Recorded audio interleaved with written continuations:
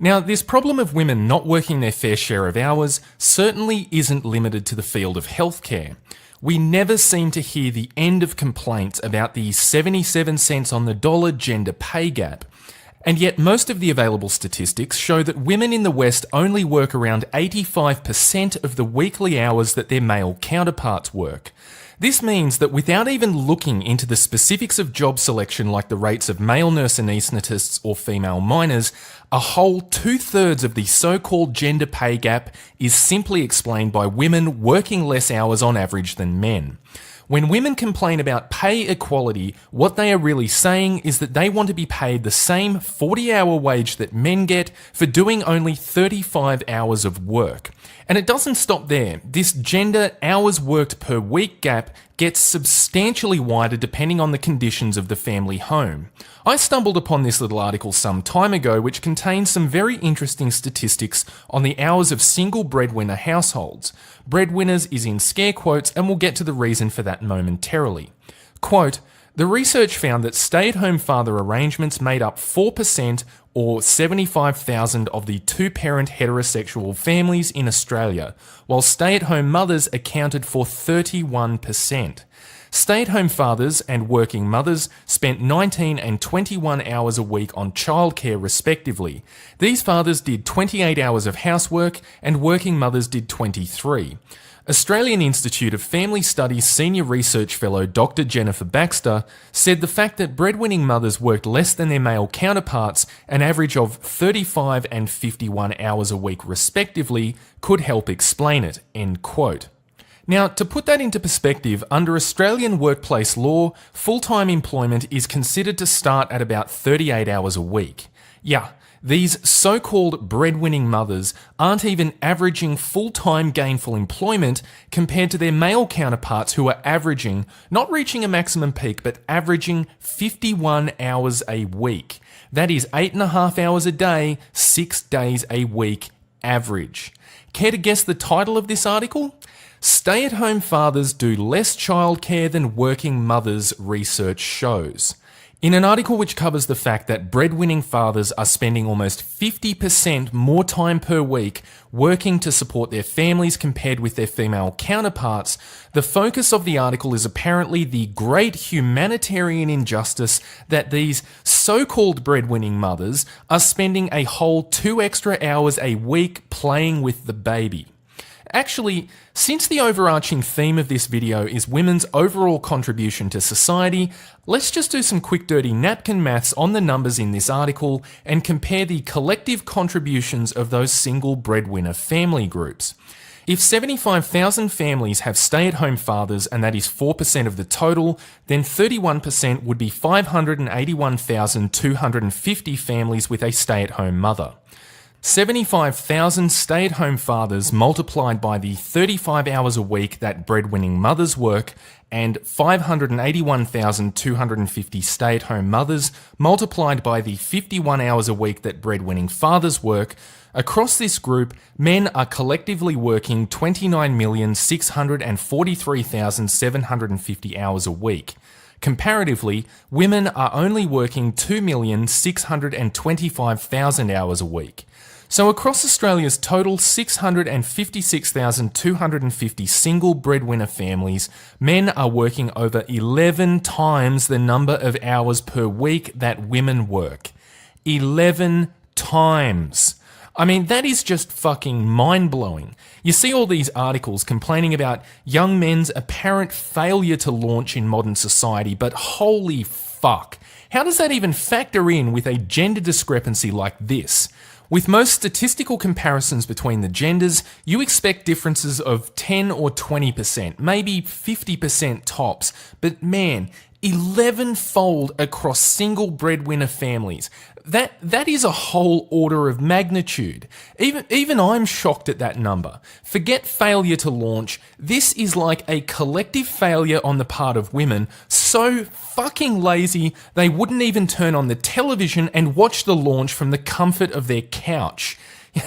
International Women's Day, people. Give those ladies a clap. Now, whilst the callous, lazy entitlement of women in the workforce is an interesting topic, I think an equally interesting topic is the area of artistic expression. You see, thanks to government legislation, I am more or less forced by mandate to work alongside women and hold my tongue. One must keep up the collective delusion that the empress wears clothes. The very suggestion that workplace gender discrepancies are the result of anything other than institutional sexist discrimination could very well get you fired, a la James Damore. But no amount of government legislation or corporate diversity quotas are ever going to force men in the privacy of their own homes to voluntarily turn on Netflix and watch Amy Schumer complain for an hour about the barnyard animal smells that emanate from her crusty, unused vagina. You see, the field of science demands measurable, quantifiable results, and because of this, we have real numbers to work with. For every one Marie Curie that exists, there are 10 Isaac Newtons, Albert Einsteins, Niels Bohr, Maxwell Planck, Nikola Tesla, Charles Darwin, Aristarchus, Archimedes, Leonardo da Vinci, Johannes Kepler, Galileo Galilei, Robert Koch, Alan Turing, Richard Feynman, Richard Dawkins, Stephen Hawking, Carl Sagan, Edward Teller, Alfred Nobel, Alfred Russell Wallace, Alfred Wegener, Alfred Binet, Alfred Kinsey. I mean, fuck, the sheer number of accomplished Alfreds in the field of science would probably overshadow the total number of accomplished women, period. And the same goes for workplace accomplishments and earnings. We have quantifiable statistics tallying gender differences in job preferences, hours worked, sick days, on-the-job deaths, and so on. Stupid government equality legislation notwithstanding, we can actually calculate in real, quantifiable terms exactly how useless and lazy women are as a workplace demographic. But in this sense, the arts are a different beast entirely. After all, how do you go about putting a quantifiable value on something like comedy? Exactly what is it about Amy Schumer's disgusting, unwashed stinkhole that just renders her comedy routine completely unfunny? Well, I would say the problem is fairly obvious. Consider this comedy skit by Schumer titled Julia Louis-Dreyfus's Last Fuckable Day. I love all of you. I can't believe you're here. You're like literally my heroes. God, you look familiar. Are you that girl from the television who talks about her pussy all the time? Yes! Yes! Thank you. Yeah, in her own comedy routine, Schumer literally has herself introduced by the other female comedians as, quote, that girl from the TV who talks about her pussy all the time. And yet she is so incapable of self-reflecting on this accidental observation that she actually thinks it was the fault of alt-right trolls that her Netflix special got bad reviews. Like, holy fuck, you don't really need to be a genius to figure out the underlying problem here.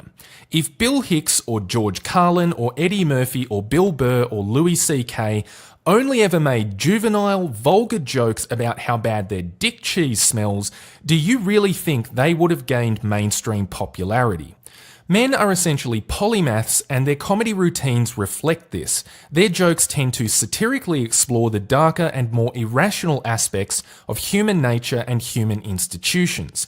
Jokes about politics, jokes about religion, jokes about relationships, jokes that give you a different perspective and make you think about old things in a new light. Successful male comedians do not rely on juvenile, vulgar dick jokes to carry their entire stage show. Women, however, are chronic narcissists, and this is reflected in their comedy routines. Topics explored by female comedians almost invariably come down to me and my vagina, me and my period, or me and my kids, usually with some punchline that resembles the sentiment, look at how oppressed I am. I mean, even when a female comedy starts out with an interesting enough premise like the aforementioned Unbreakable Kimmy Schmidt, as soon as the writers run out of ideas, it just deteriorates into the same old soapbox lecturing about how women can do anything and men are evil monsters who just want to control us, except for my gay best friend, of course. There are two fundamental problems with this female comedy style when it comes to holding an audience. The first and most obvious problem is that the male half of the audience really don't care to hear all the gory in-depth details about your smelly vagina. or hear about how your poor life choices and personal insecurities are ultimately their fault because patriarchy. Congratulations, you have instantly lost half your audience. The second problem is that, like the female comedians themselves, the female half of the audience are all a bunch of self-involved narcissists too. They ultimately want to talk at great length about their own smelly vaginas, but they don't necessarily want to hear all about yours for an hour. The fact is that when it comes to any kind of artistic or philosophical reflection, women really don't care about external topics. They only care about themselves. In any given conversational setting, other people's opinions are basically just annoying interruptions that hamper her ability to narcissistically ramble about herself.